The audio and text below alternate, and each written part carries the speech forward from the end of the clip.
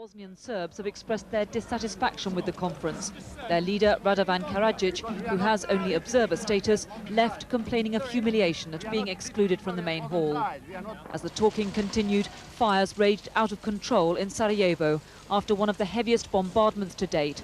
Bosnia's Serbs have warned of worse to come if the peace talks fail. The pound is still under pressure, despite intervention by the Bank of England in the currency markets and a reassurance from the Chancellor that there'll be no devaluation. Rumours that the German Bundesbank wants a realignment have been denied, but they've kept the markets nervous. It's been the most dramatic day so far of this latest sterling crisis. Early on, the Chancellor moved to prop up the sagging pound by reaffirming the government's commitment not to devalue. Within minutes, the Bank of England started buying sterling, pushing it upwards. But then reports that a council member at the German Central Bank was proposing a realignment of the ERM wiped out those gains. A report that a German Bundesbank council member had said that Germany was not averse to revaluing the Deutschmark within the ERM sent the pound reeling down to just under 2.79, wiping out all the good effects of the Bank of England earlier on in the day.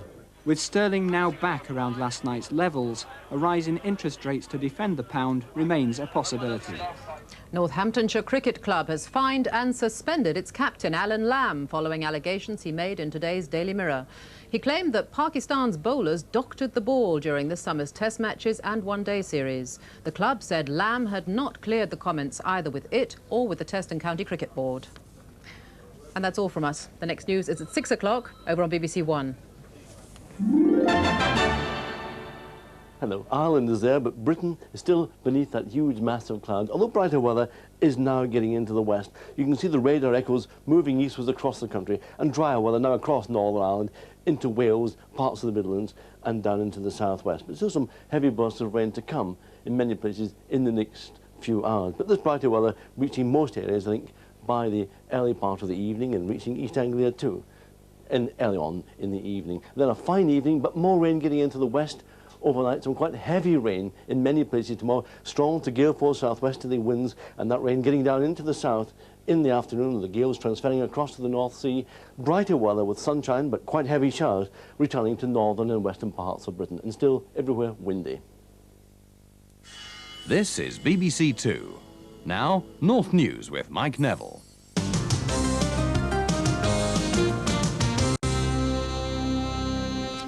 Good afternoon. 5 people were injured when a lorry tanker exploded and caught fire in Sunderland following a collision with a van. At the height of the blaze, 7 fire crews, as well as police and ambulances, were at the scene in Newcastle Road, north of the city centre. This report from Telly Baker. Within seconds of the crash, much of the area around it was ablaze. Over 30 vehicles were on fire. The tanker, carrying 30,000 gallons of petrol, had burst into flames as it collided with a transit van. 5 people were injured. But police said it could have been much worse. What they called a river of fire ran along the road, igniting petrol tanks in parked cars. Wind kept the inferno from nearby houses. A van had come out from across the road, and the tanker must have braked or jackknifed. And I just seen him going on his side. And I grabbed my wife and we climbed over the back door fence because we knew what was going to happen when one of them got on the side. Fortunately, the fuel spread down the street where the cars were parked. If the fuel had gone the other way, the fuel would have gone into the houses and ignited all the houses round about. So it could have been potentially a far more serious incident. The area around the explosion was evacuated as a full-scale disaster plan was put in place. Fire crews were still clearing up the devastation several hours after the crash occurred. Albert Dryden, the County Durham man sentenced to life for the murder of a council official, has been given leave to appeal against his conviction. Dryden was found guilty of shooting Derwentside's Chief Planning Officer, Harry Collinson, as a bulldozer moved in to demolish his home, which had been built without planning permission. North Yorkshire County Council has launched a bid for millions of pounds of European money to help revitalise the local economy. The council has examined the problems facing the North York Moors and Yorkshire Dales and found the county is over-dependent on agriculture and that farmers earn an average of less than £100 a week. British Nuclear Fuels, which operates the Sellafield reprocessing plant in Cumbria, has announced an increase in profits. The government-owned company made £161 million. That's up £5 million on the previous year. BNFL says there's been a 50% increase in business with foreign countries. Cricket and rain has washed out the match between Yorkshire and Lancashire at Old Trafford. There's been no play since lunch in the first day of Durham's County Championship game against Hampshire at Darlington. At lunch, Hampshire were 87 for 4. And that's the news for now. We'll be back with Look North on BBC1 at 6:30. Good afternoon.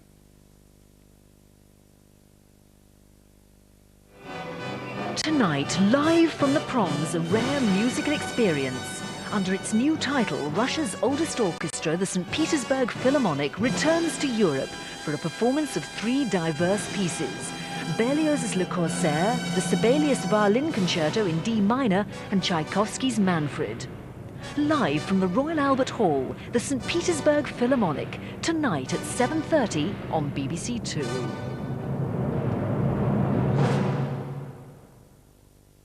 This afternoon in 15 minutes on 2, our film Artists and Models stars Dean Martin and Jerry Lewis alongside Shirley MacLaine in a comedy adventure about an aspiring artist and an equally aspiring author of children's stories. Now, following the real-life aspirations and achievements of a film animator, Bob Godfrey is the master craftsman.